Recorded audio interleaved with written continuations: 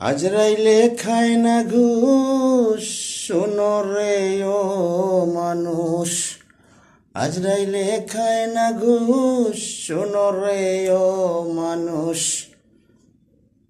কি হবে কালা টাকার পাহাড় গড়িয়ে, আইসো খালি যাইবা খালি তিন টুকরা কাপড় লইয়া।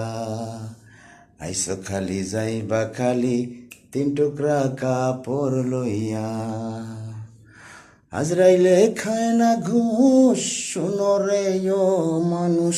আজরাইলে খায় না ঘুষ, শোনো রে ও মানুষ।